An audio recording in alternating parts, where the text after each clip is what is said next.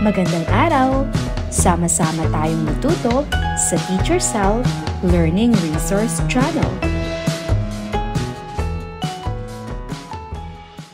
Revised K-12 Curriculum Filipino 5 Quarter 2 Week 3. Ang ating paksa ay maikling kwento, pang-abay na kondisyonal, at elemento ng multimedia. Para sa maikling balik-aral, wika rambulan. Ayusin ang mga ginulong letra upang mabuo ang mga salita.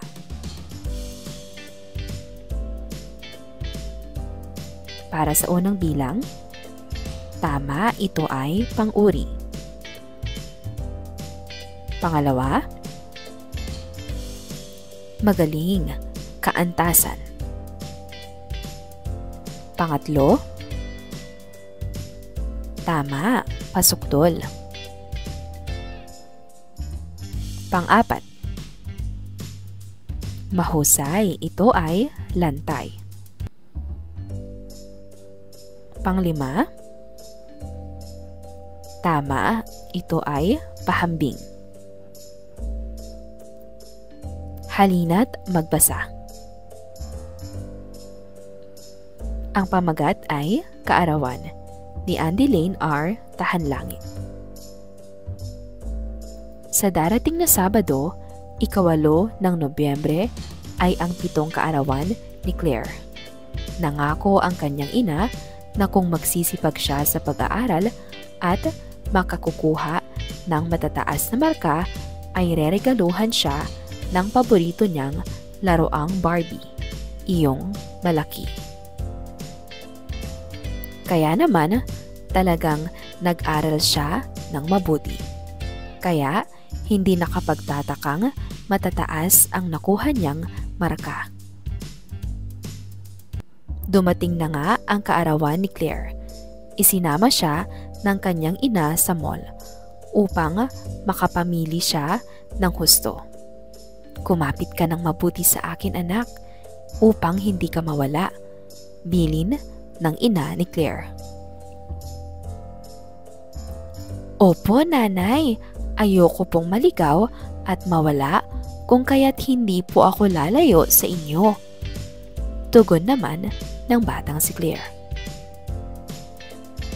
Nang nasa pwesto na sila ng mga laruan, namimilog sa tuwa ang mga mata ni Claire sa dami ng laruang kanyang nakikita. Anak, kung ano ang napag-usapan natin, iyon lang ang bibilhin natin. Paalala ng ina ni Claire. Opo, nanay.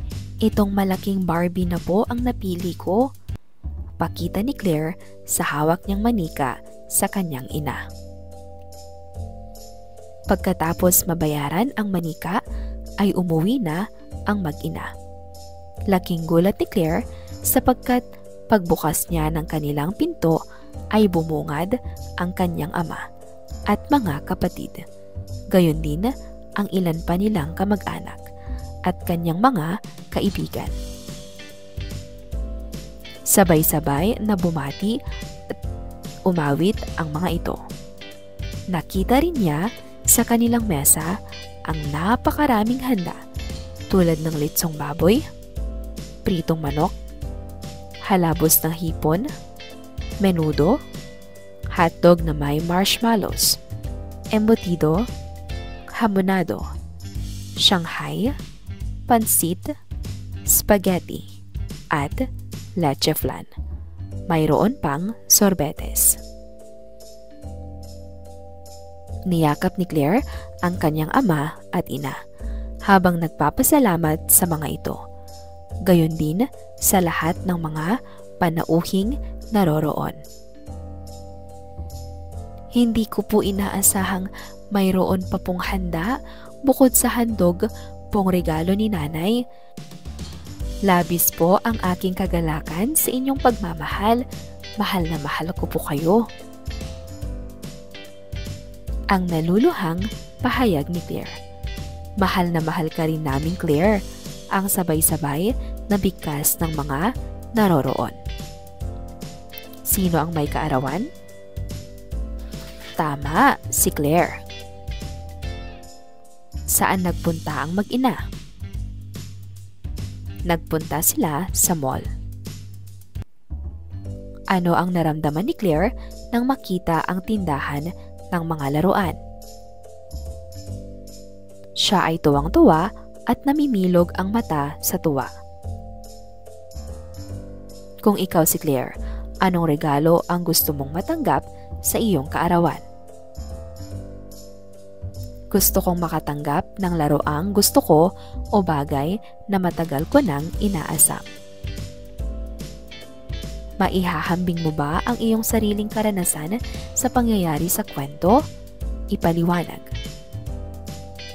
Opo, kasi naranasan ko rin na magkaroon ng sorpresa at regalo mula sa aking pamilya noong kaarawan ko. Naramdaman ko rin ang pagmamahal nila tulad ni Claire. Talas salitaan. Hanapin ang kasing kahulugan ng mga salita na nasa puzzle.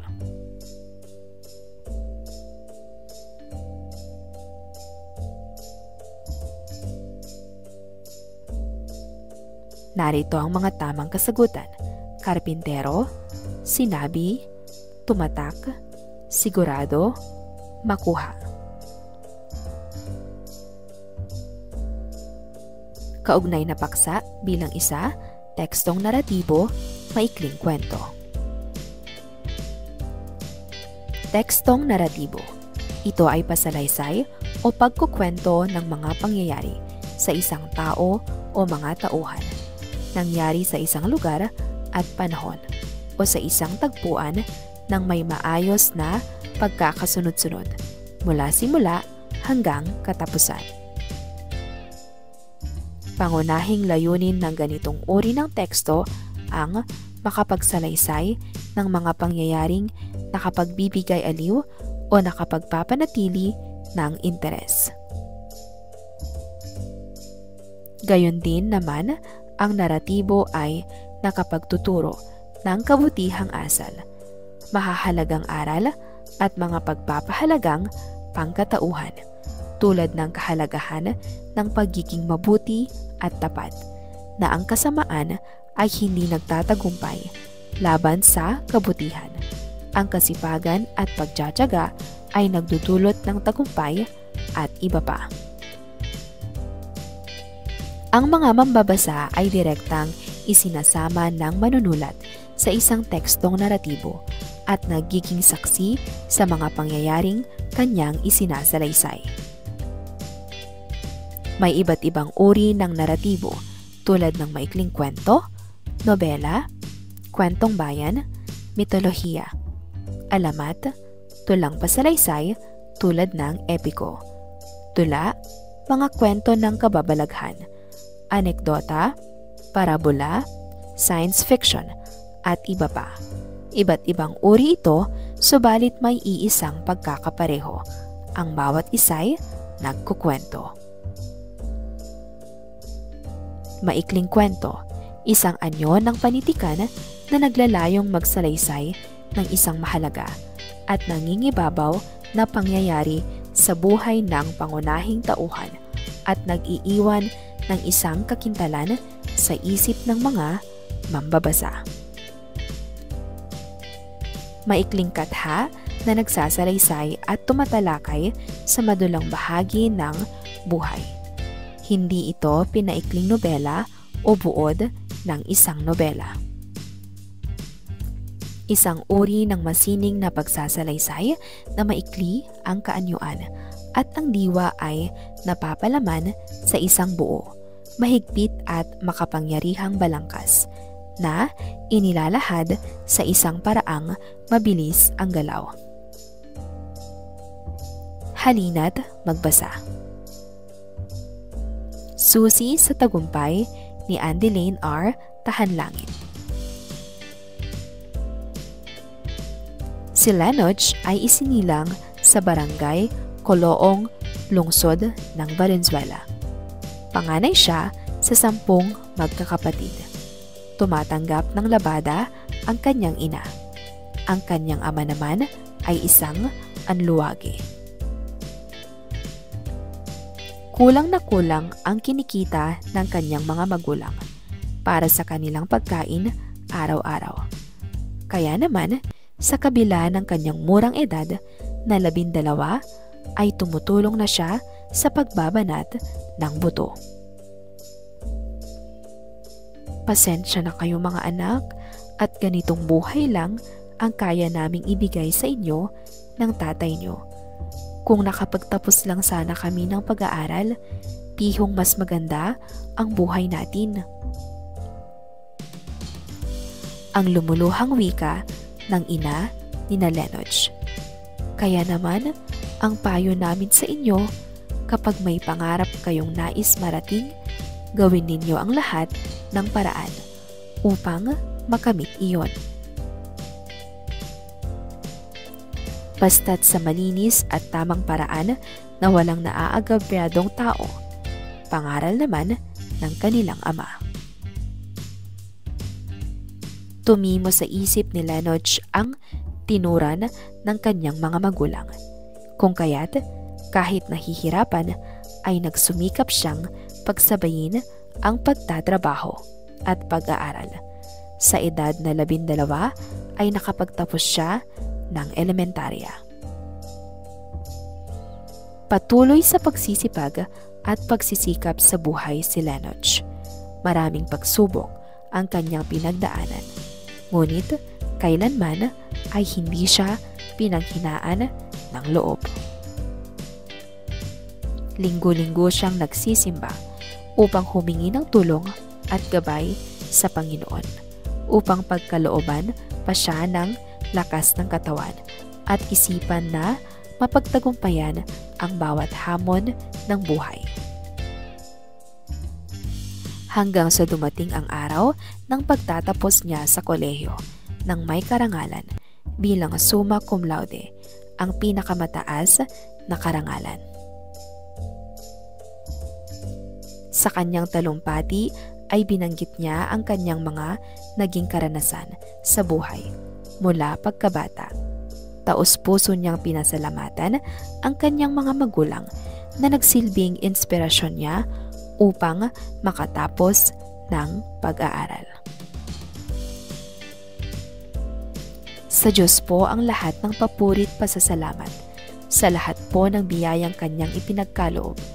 Naniniwala po akong ang lahat ng bagay ay may dahilan. Isinilang po akong salat kami sa salapi at kayamanan. Subalit, mayroon naman po akong mga magulang na mayaman sa kagandahang asal. Maraming salamat po, Nay, Tay, sa pagmumulat po sa amin ng tunay na kahalagahan ng edukasyon. Para po sa inyo ang karangalang ito. Sa lahat po ng mga taong naging bahagi ng aking tagumpay, maraming salamat po sa inyong lahat. Ang makabagbag damdaming pahayag ni Lenoch. Sino ang pangunahing tauhan sa kwento?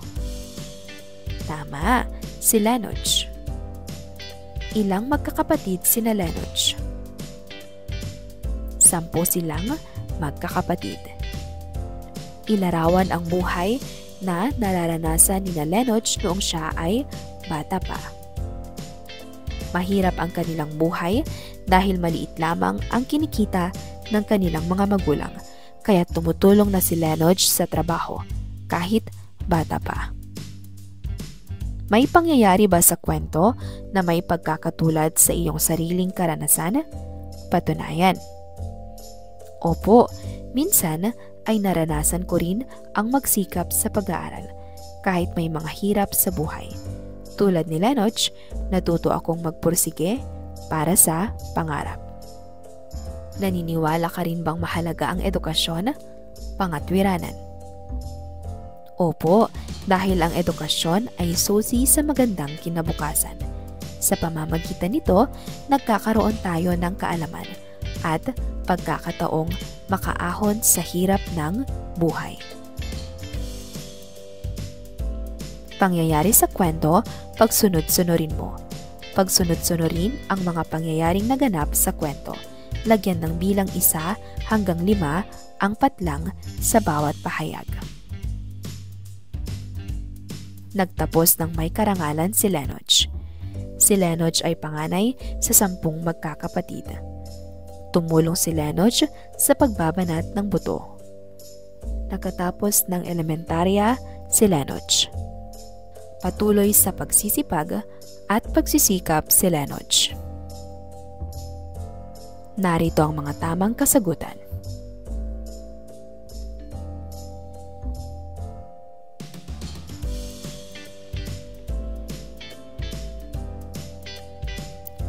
Ano ang multimedia?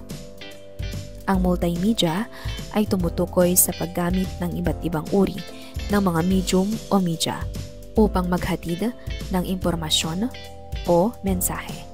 Ito ay isang paraan ng paghahatid ng impormasyon na naglalaman ng iba't ibang elemento tulad ng teksto, larawan, tunog, video, animasyon at interaktibong elemento.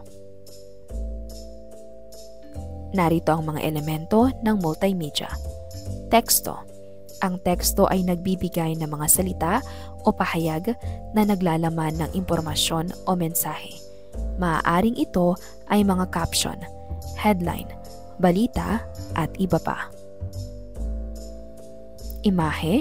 Ito ay mga larawan na kinetika o animations, mga graphic, at iba pang mga visual na elemento na nagbibigay ng kahulugan sa teksto o nagpapakita ng konsepto.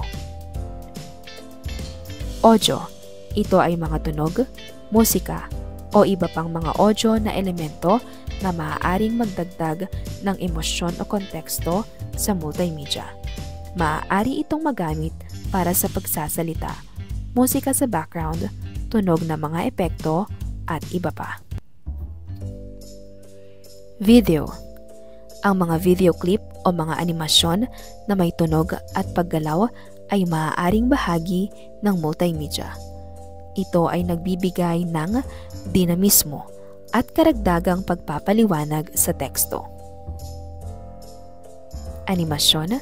Ito ay mga nakalilikhang larawan o mga video clip na gumagalaw. Ang mga animasyon ay maaaring gamitin upang ipakita ang proseso o magbigay ng mga halimbawa sa multimedia. Interaktibong elemento. Ito ay mga elemento na nagbibigay ng pagkakataon sa mga tagapakinig upang makisali o mag-interaksyon sa multimedia. Halimbawa nito ay mga clickable buttons, mga form, at iba pa. Paniniwala mo, isadula mo. Bawat pangkat ay bubuo ng maikling pagsasadula hinggil sa paniniwala ng kanilang pamilya. Narito ang pamantayan sa pagmamarka.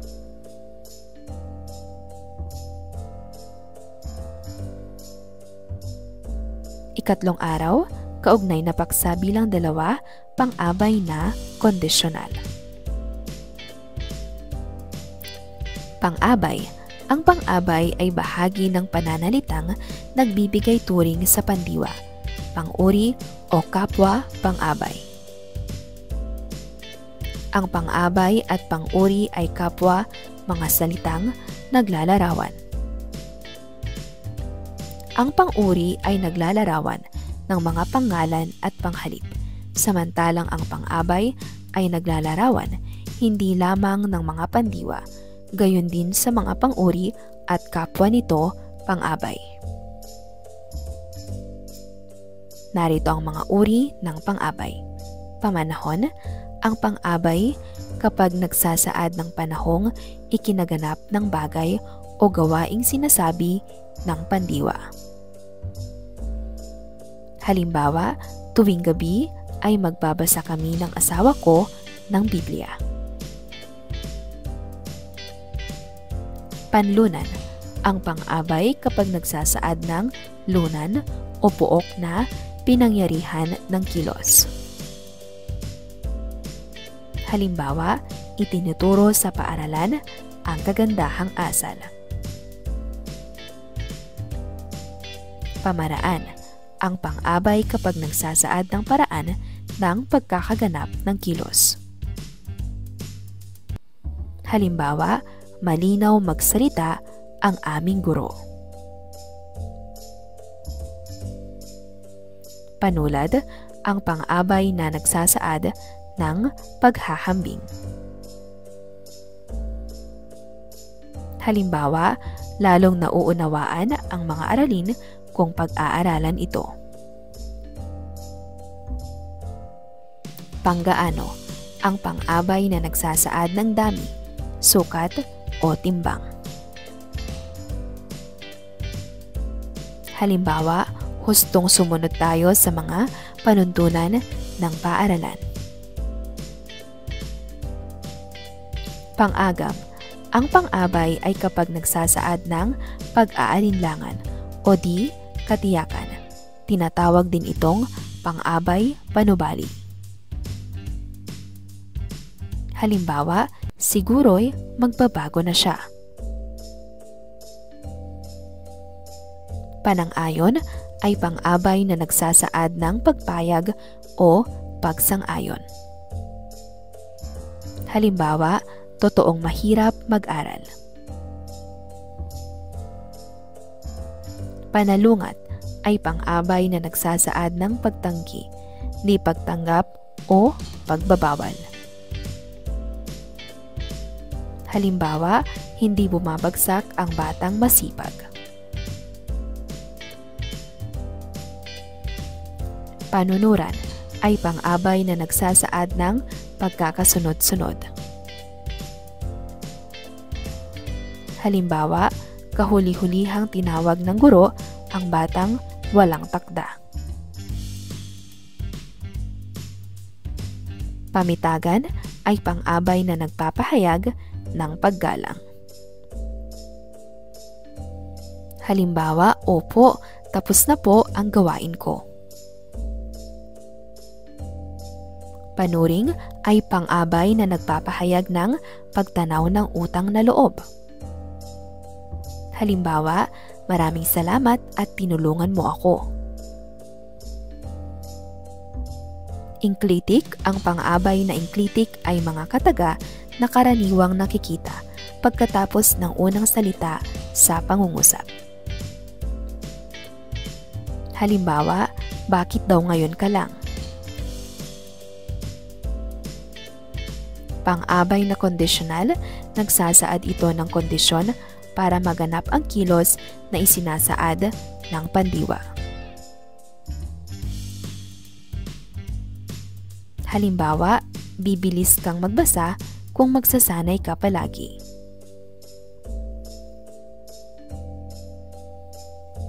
Narito ang mga pang-abay na kondisyonal sa pangungusap. Bibilhan kita ng laruan kapag marunong ka ng magsulat ng pangalan mo. Lalaki kang marunong kung makikinig ka sa mga sinasabi ko. Hindi ka magkakasakit kung marunong kang mag-ingat sa katawan mo. Aalis lang tayo kapag naubos mo na ang kinakain mo. Lumalakas ang aking loob kapag naaalala ko ang aking mga pangarap.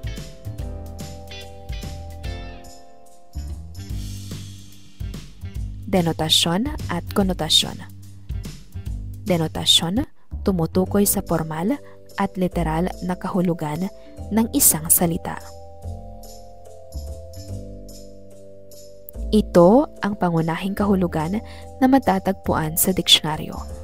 Ito ay ang paglalarawan o pagsasaad ng isang bagay ng direkta at walang ibang kahulugan o implikasyon.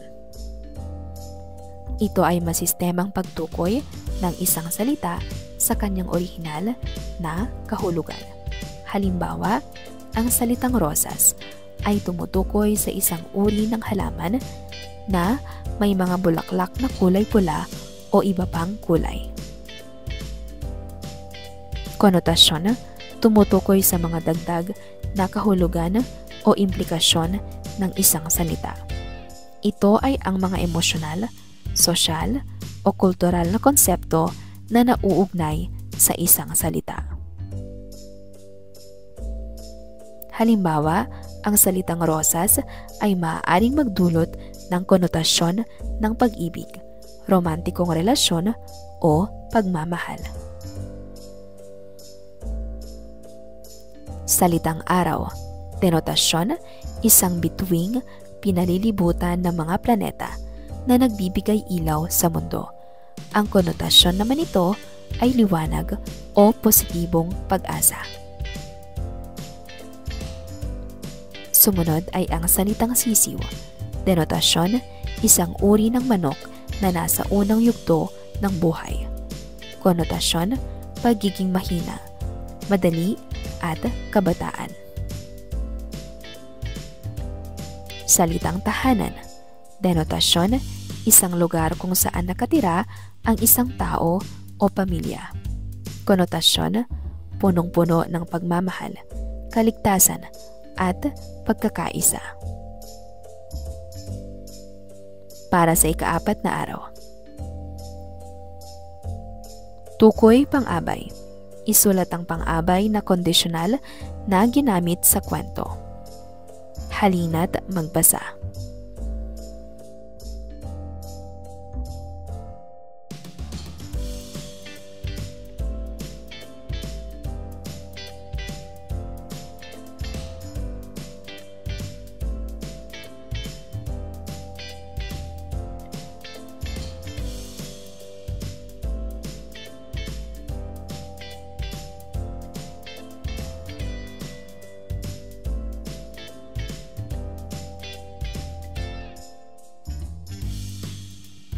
Si Lenoch ay isinilang sa barangay Coloong, lungsod ng Valenzuela.